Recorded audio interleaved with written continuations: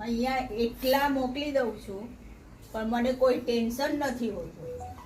ઘરે હજી મારે એને સાચવવાનું ટેન્શન રહે છે, પણ અહીંયા છે ને મને બિલકુલ ટેન્શન ન રહે. હિરેનભાઈ છે, પછી આ સોનલબેન છે, પેલા આપણે રસોડાનો સ્ટાફ મેમ્બરો, મેનેજર પ્રજ્ઞેશભાઈ, એ બધા એટલા સાચવે છે ને કે મને ત્યાં કરતા એમ થાય કે ભલે ત્યાં જઈને તો મને શાંતિ થઈ જાય.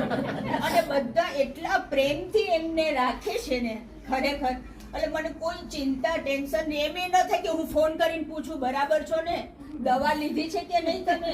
આપણને એમ થાય ને ભાઈ આ ગમે એમ તો બીજા સાચવશે કે નહીં, પણ એ બીજા છે ને અમારા થઈ ગયા, પોતિકા બની ગયા છે.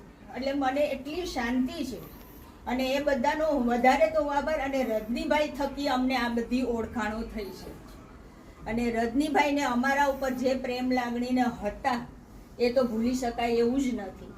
અને મને એવું લાગે કે રજનીભાઈ છે ને ઉપરથી આ લોકોને પ્રેરણા આપતા હશે કે ભાઈ કિરીટભાઈ આવે એટલે તમે એને સાચવજો, એવું મને લાગે ઘણી વખત. નહીતર આ બધાને શું હોય ભાઈ, આટલા બધા યાત્રિકો આવે છે જાય છે, એમાં અમારે શું બધાને સાચવવાનું હોય ને કરવાનું હોય.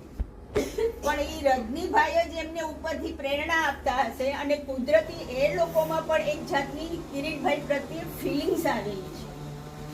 એ જોઈને મને બહુ ખુશી અને આનંદ થાય છે. અને એ બધાનો હું ધન્યવાદ અને આભાર માનું એટલો ઓછું છું. હું શબ્દમાં એને સમજાવી જ ન શકું, પૂરું થઈ જ ન શકે એ વસ્તુ એમની. ખૂબ ખૂબ આભાર બધાનો.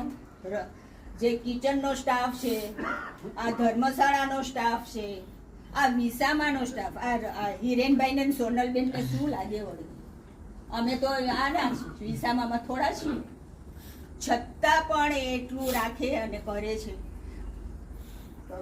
ધન્યવાદ બધાનો, ખૂબ ખૂબ આભાર.